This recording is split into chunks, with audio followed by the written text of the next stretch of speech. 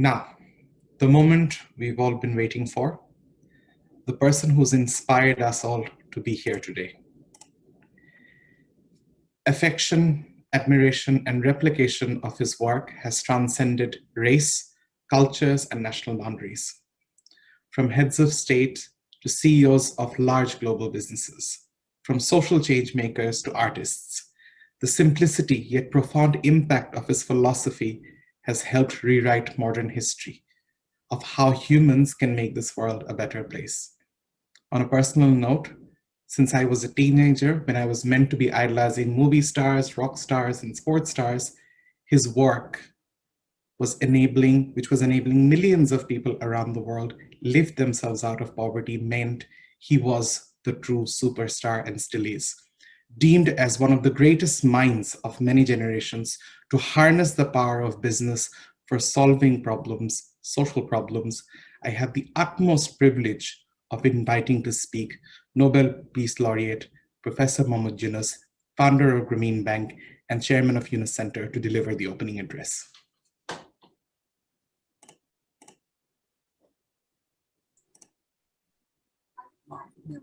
Sir, mute. Okay, got it. Hello, thank you, Prami, for your wonderful introduction. I'm very grateful for your kind words. I'm very happy to have this session. It's actually a gathering of friends trying to see where we are and what we can do. And Social Business Day was conceived as a gathering of friends to share with each other the experiences that we have earned during the past year and what we need to do, and kind of look at each other, grab each other, hug each other, and get our batteries charged for the next year, what we want to do.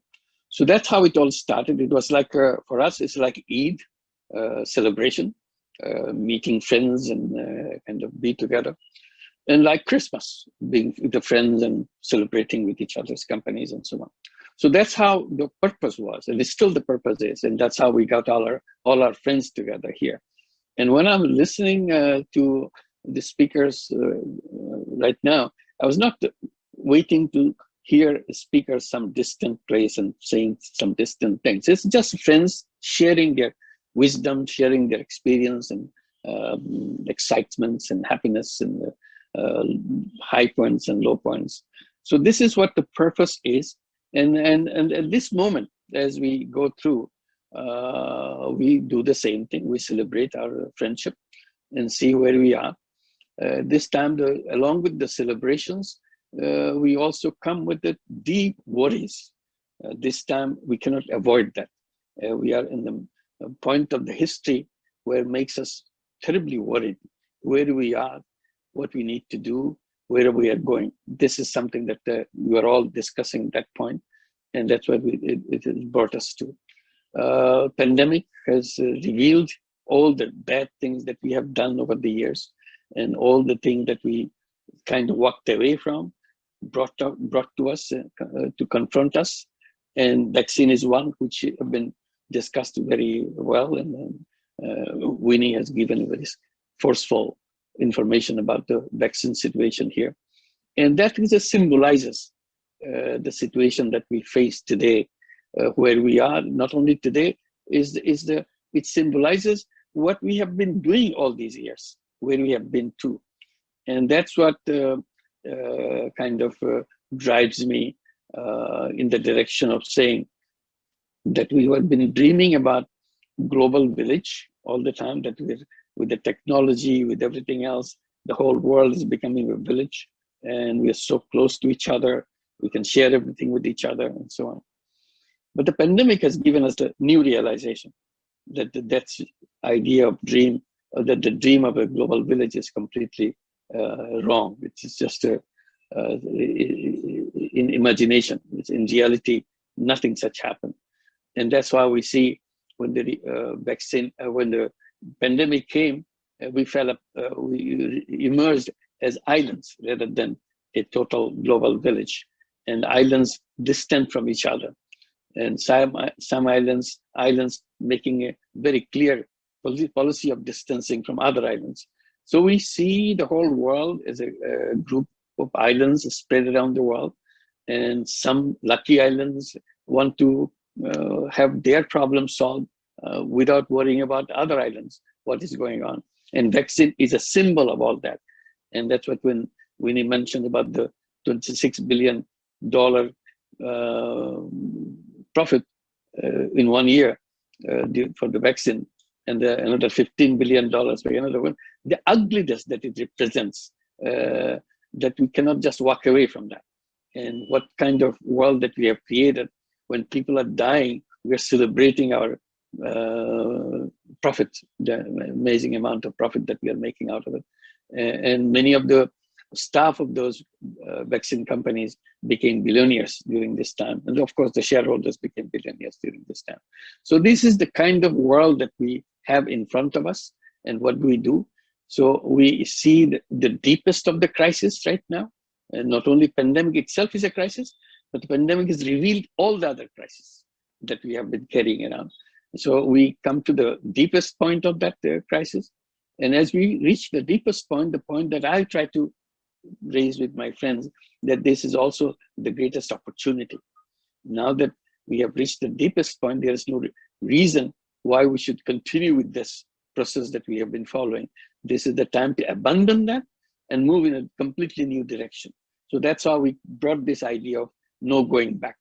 Instead of trying to go back and start all over again, that all the happy things were happening before the pandemic, and now let's join that point and celebrate that we are back again. I said, no, there is no celebration in going back. I said, we are lucky that we have been stopped. And this is a point where we must decide very strongly that there's no going back. We don't want to go back. So what we would like to discuss during this Social Business Day, yes, of course, no going back, but what's next? When is the new journey beginning? So stopping doesn't end everything. Stopping is a status, but we have to make a new status of creating something new, creating a new journey. So this is the new journey that we have to create. This is what the Social Business Day that we'll be celebrating during the 5 days.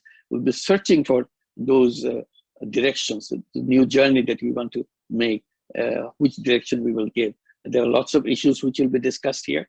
And I'm very happy that we got all our friends together to look at that and see what is doable. And my friend Jose Ramos Horta mentioned about the Marshall Plan. This is another great idea. But everybody has ideas to pour in and see where we begin. One of the things I want to share with you that I feel very uncomfortable every time I hear those words, and I want to see that how you feel about it. And whenever we talk about the future of the economy, future of the world, invariably you hear the word fourth industrial revolution. And it gets me kind of unnerves me. What fourth industrial revolution? What revolution we are having in the industry? This is sometimes they indicate that the technological change will be such, everything will be changed, everything. And this is what we are talking about, the islands. This is the language of the islands. This is not the language of the global family, the global village. That's not the language. So we have to be careful. We have to make sure we bring out our voice the moment this idea of fourth industrial revolution comes up. My point is, it's not the fourth industrial revolution. We need a transformation, the great transformation of the industries and the businesses, a social transformation of the industries and business. It's not the technology transformation, it's the social transformation. It's not the industrial revolution with the technological kind, but the human transformation of the businesses and this economy that we built. How to bring the economy towards people rather than go into direction of few people and few islands, and that's the end of it, and create this situation where vaccine showed up in a very vivid way, which we were discussing before at wealth concentration. Now it's a vaccine concentration. Vaccine kind of became a symbol of that concentration, where this direction of the economy, direction of successes of the life they feel. There's a accumulation and distancing themselves from other world and so on. So this is the one that our new journey should begin. What kind of humanizing of the economy, humanizing of the industry will take place, how we do that. That's where we have been discussing about the social business and things that we have been doing around. Today, during this social business day, deliberately we brought something concrete, so that while we are discussing directions and so on, and we also must think about some concrete things to do. One concrete thing which will be brought out by Hans and his colleagues about the creating of a social business pharmaceutical company, because we are now face to face with pharmaceutical industry, how profit driven they are, how as Winnie mentioned about 60 cents cost, and the most favorable price that they can offer is $10 with the 60 cents, with and King's College making these calculations.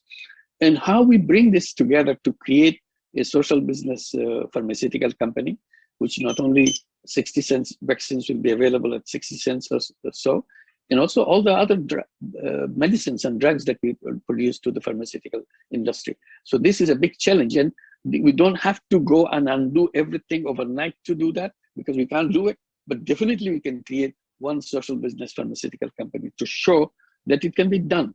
And this is the time to do it. And this is the point that I wanted to repeat throughout the Social Business Day celebration that we have. The time is now. History has offered us the time, and we should not miss this opportunity. The time is now. We have to take bold actions, and outrageously bold actions. And this would be one of those actions to create social business pharmaceutical company.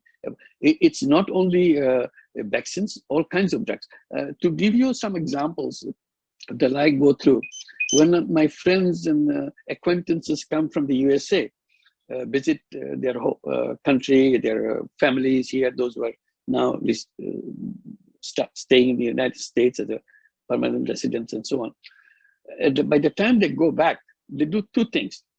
They buy some shirts from Bangladesh, because it's so same shirt will be bought in New York or Houston or wherever they live, is triple the price and so on. So they buy shirts and all the clothing for their families here.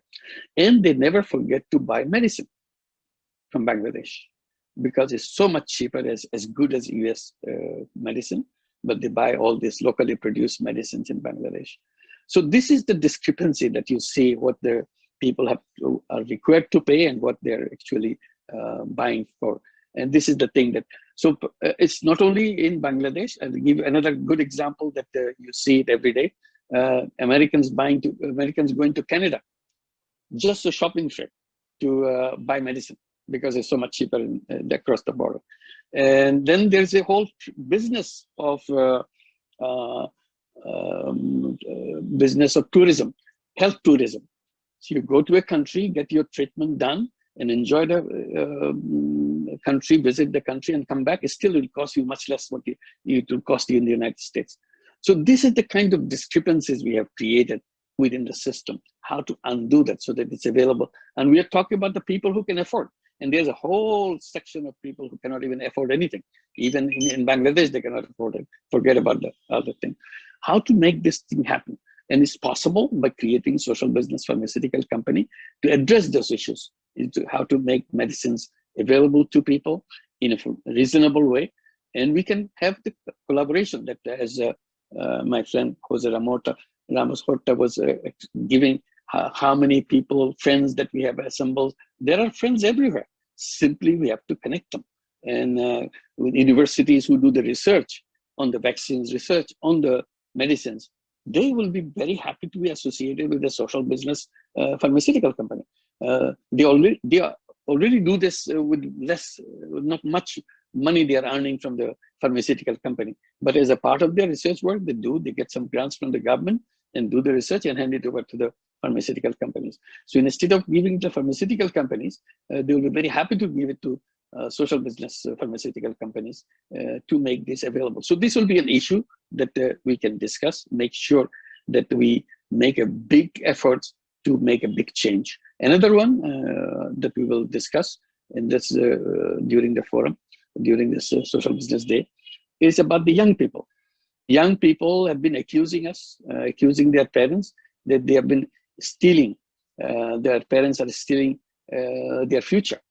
So Hans introduced himself as a grandfather. So now grandfather will be stealing the future of their grandchildren. So this is the situation we are in a very awkward situation, that we are accused and we cannot deny that. We are stealing the future of our young people. So how to address that?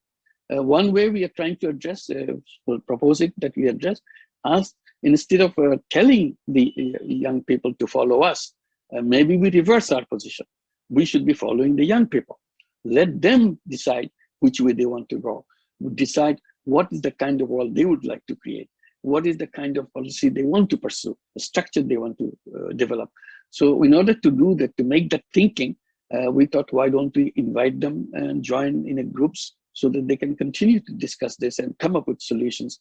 And whatever assistance they think we are available to give, or relevant for them to give, they may ask us. Otherwise, if they think we are not needed, that's fine, as long as they can find that their path, rather than being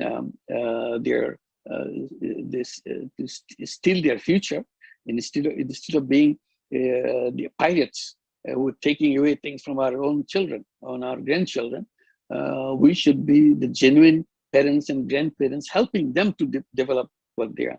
That's the idea that we'll be discussing during the celebration here in the Social Business Day, is the 3-0 clubs. This is just 5 young people deciding their own future. And we'll be standing by for a meeting. We are not giving them the advice. We are not giving them something to do. So this is something that will be some concrete issues that will, many other issues may come, but these are, we thought we can share with you how to make decisions and make it happen. But one thing remains for us, all of us, during the Social Business Day, as usual, we get inspired and get for action. This time, action is absolutely necessary. We cannot just stay and watch the situation go worse every day. When the pandemic came, Bangladesh was hit by pandemic. Daily death never crossed 100. That's the statistics, whatever reliability it has. It crossed one time 100 deaths in late April, just as recently as that. Otherwise, it's very low. Now then, after that, it sharply went down again. Now it has, in 2 months, it has come down to 119. Again, in 2 months, it hit the highest point and continues because of a new variant, Delta variant coming in. So we don't know. You talk about the vaccines, you talk about people are vaccinated in many countries and so on. Where do you stand for that? It's to say that we are safe, everything is okay. If you leave the other part of the world unsafe, it is going to come back again for you. So there's no way you can secure yourself behind the protection of the vaccines that you already got, because other things are coming out too. So we have to think about it in a global system way, rather than just islandish, tribal way of looking at things and be ourselves and make our life enjoyable, forget about other people, who cares for them. That's not the way we can continue any further in a situation like that, where population is increasing in an enormously fast way. There's no way we can hide in one island or another island. So this doesn't work at all. So we have to come back and see what kind of economy we want to build. Definitely, we are not going to the 4th industrial revolution. If you need revolution, that will be a different kind of revolution. That's what we have to figure out. And this is what the whole discussion, whole idea of meeting together, getting the friends to inspire each other and come up with concrete decisions. And thank you for coming. It's wonderful to have you, all of us, together again. And I hope we'll continue to have this concrete exact steps that we need to do, because next year will be the most important year for our lives and for the world. That's for sure. This is a historical moment, historical year ahead of us, and historical chance for all of us. Let's take that opportunity to make sure we don't regret that we missed that point. Thank you very much for being here. Thank you very much, sir. Thank you, Professor Yunus, for your inspiring words.